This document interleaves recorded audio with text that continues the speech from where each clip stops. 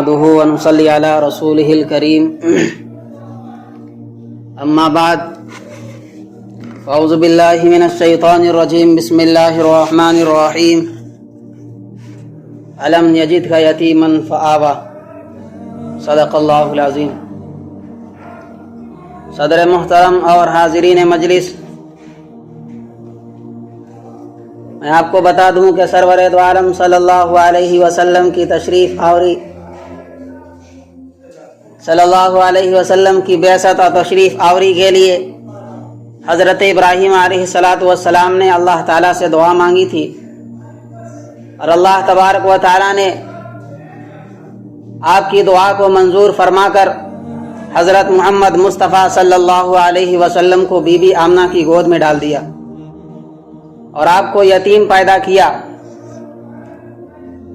آپ صلی اللہ علیہ وسلم کی ولادت مبارکہ 12 ربیع الاول کو آپ کی دولت قدم میں ہوئی ہے، اس لیے آج کے خطبے میں آپ حضرات کے سامنے سرور دو عالم صلی اللہ علیہ وسلم کے بچپن کے حالات سے تذکرہ کروں گا، جس سے آپ سبھی کو آپ صلی اللہ علیہ وسلم کے بچپن کے حالات سے واقفیت حاصل ہو سکے۔ خدا کی شان ہے کہ سرور دو عالم صلی اللہ علیہ وسلم کی ولادت مبارکہ سے قبل ہی اللہ تبارک و تعالیٰ نے آپ کے والد عبداللہ کا سایہ سر سے اٹھا لیا اور آپ کو یتیم پیدا کیا، تاکہ دنیا کو معلوم ہو جائے کہ میرا یتیم کسی دنیاوی سہارے کا محتاج نہیں، بلکہ اس کی تربیت و ذات باری کرے گی جس نے اس کے سر پہ ختم نبوت کا تاج سجانا ہے۔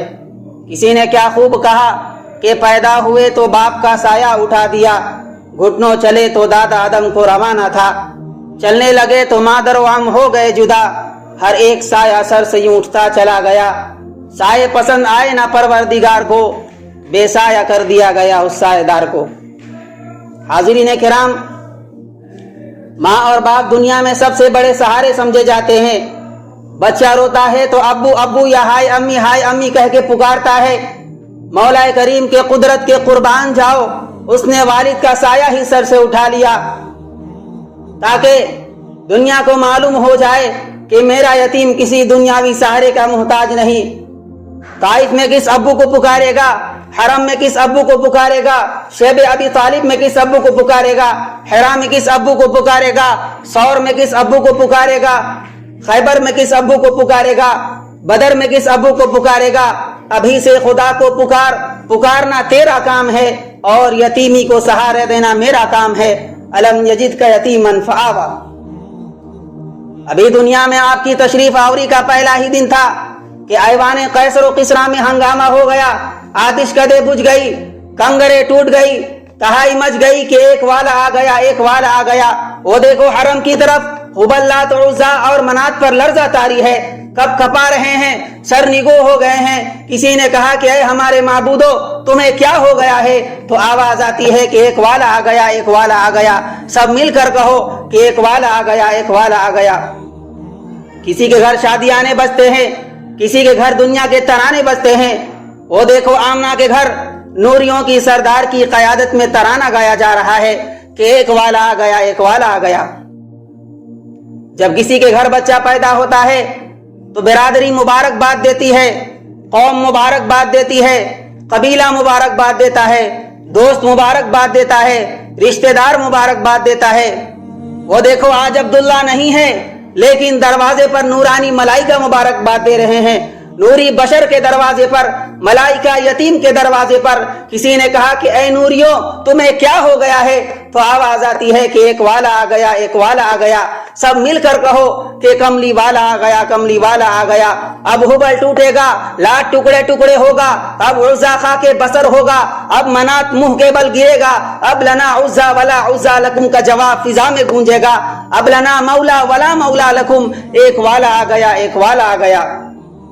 آمنہ کہتی ہے کہ میرا بچہ بول تو سکتا نہیں، مگر انگشت شہادت سے کچھ اشارے کر رہا تھا۔ وہ اشارے کیا تھا؟ یہی تو تھا، اشہد ان لا الہ الا اللہ و اشہد ان محمد رسول اللہ۔ حاضرین کرام، آمنہ کا دل ماں کا دل تھا، اس عظیم مسرت کے ساتھ درد میں ڈوب گیا۔ کچھ غم کی تصویریں سامنے آ گئی، کچھ اپنی بے بسی نے تڑپا دیا۔ وہ درد غم اور وہ سوچ کیا تھی؟ یہی کہ کاش آج عبداللہ زندہ ہوتا، وہ خوشیوں سے پھولا نہ سماتا، وہ اپنے فرزند کو بار بار سینے سے لگاتا، وہ اس کے چاند سے چہرے کو بار بار چومتا، وہ اس کے لیے خوشبوئیں لا کر دیتا، وہ اس کی مسرتوں کو اور دوبالا کر دیتا، وہ اس کے سامنے کھلونوں کے ڈھیر لگا دیتا، وہ اس کو بنا سوار کر مکہ کی گلیوں میں لے جاتا اور اس کے حسن کے جلوے اپنے دوستوں کو دکھلاتا۔ وہ معصوم بچہ کبھی اپنے ابا کی انگلی پکڑ کر اور کبھی اس کا ابا اسے اپنے کندھے پر بٹھا کر باہر لے جاتا اور میں اپنے بچے کی راہ تکا کرتی۔ یہ تصورات تھے ایک بے بس ماں کے تصورات، ایک بے بس عرب خاتون کے تصورات، آمنہ کے تصورات۔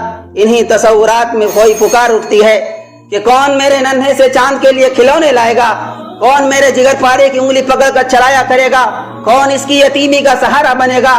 آواز آتی ہے کہ آمنہ فکر نہ کر، اس کا فکر کرنے والا موجود ہے۔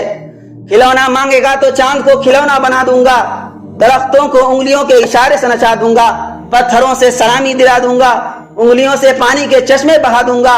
سونے کو دل کرے گا تو حتیم پہ لٹا دوں گا، اور سیر کو دل کرے گا تو معراج پہ بلا لوں گا۔ الم یجد کا یتیما فآویٰ۔ وآخر دعوانا